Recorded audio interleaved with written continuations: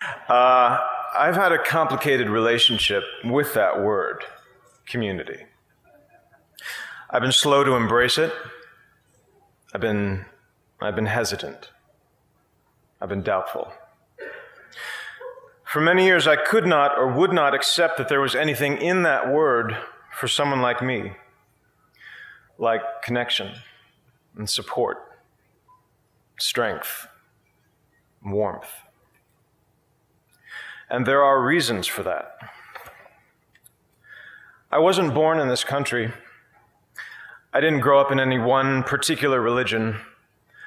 I have a mixed race background, and I'm gay.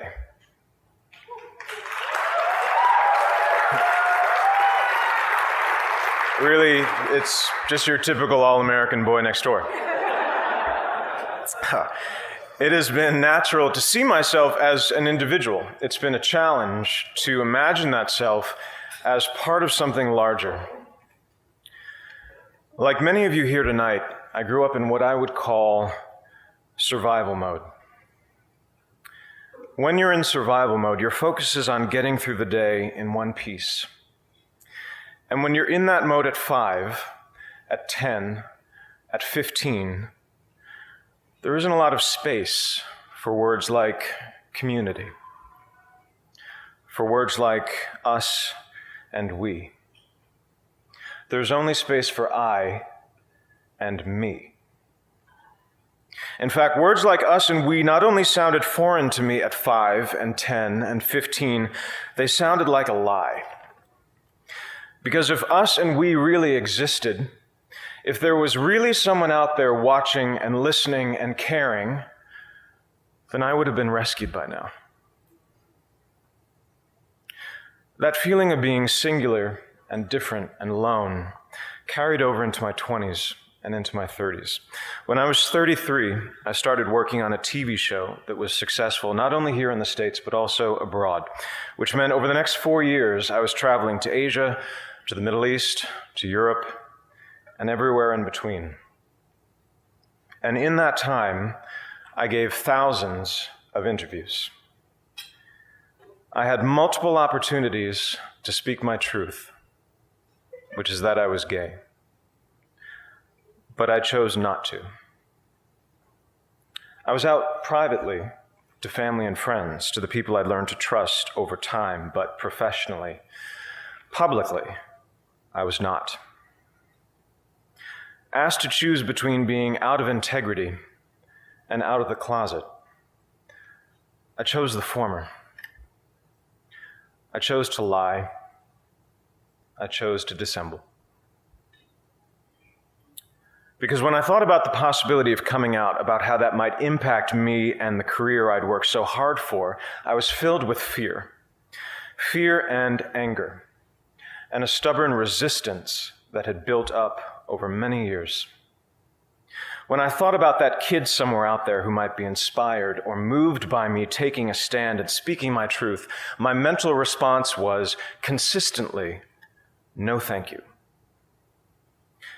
I thought, I've spent over a decade building this career, alone, by myself. And from a certain point of view, it's all I have. But now I'm supposed to put that at risk to be a role model to someone I've never met, who I'm not even sure exists. That didn't make any sense to me.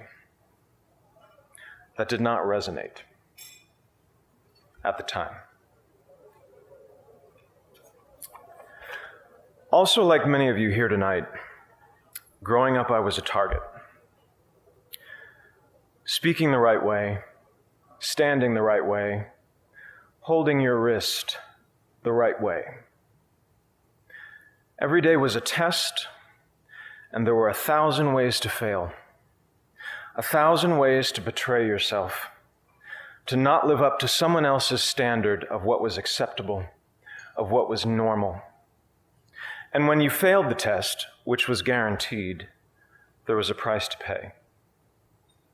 Emotional, psychological, physical. And like many of you, I paid that price. more than once, in a variety of ways. The first time I tried to kill myself, I was 15. I waited until my family went away for the weekend, and I was alone in the house, and then I swallowed a bottle of pills. I don't remember what happened over the next couple of days, but I'm pretty sure come Monday morning, I was on the bus back to school, pretending everything was fine. And when someone asked me if that was a cry for help, I say no, because I told no one. You only cry for help if you believe there's help to cry for. And I didn't. I wanted out. I wanted gone. At 15. I and me can be a lonely place, and it will only get you so far. By 2011, I'd made the decision to walk away from acting and many of the things I'd previously believed so important to me. And after I'd given up the scripts and the sets which I dreamed of as a child, and the resulting attention and scrutiny which I had not dreamed of as a child, the only thing I was left with was what I had when I started. I and me.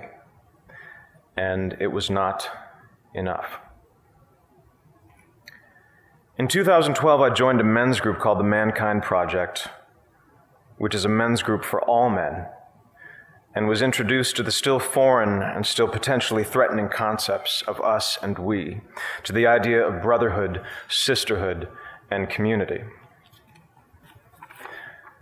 And it was via that community that I became a member and proud supporter of the Human Rights Campaign. And it was via this community that I learned more about the persecution of my LGBT brothers and sisters in Russia. Several weeks ago, when I was drafting my letter to the St. Petersburg International Film Festival, declining their invitation to attend, a small, nagging voice in my head insisted that no one would notice, that no one was watching or listening or caring. But this time, finally, I knew that voice was wrong. I thought if even one person notices, this letter, in which I speak my truth and integrate my small story into a much larger and more important one, is worth sending. I thought, let me be to someone else what no one was to me. Let me send a message to that kid, maybe in America, maybe someplace far overseas, maybe somewhere deep inside, a kid who's being targeted at home or at school or in the streets, that someone is watching and listening and caring. That there is an us, that there is a we, and that kid or teenager or adult is loved. And they are not alone. I am deeply grateful to the Human Rights Campaign for giving me and others like me the opportunity and the platform and the imperative to tell my story, to continue sending that message, because it needs to be sent over and over again until it's been heard and received and embraced, not just here in Washington State, not just across the country, but around the world, and then back again. Just in case we miss someone. Thank you.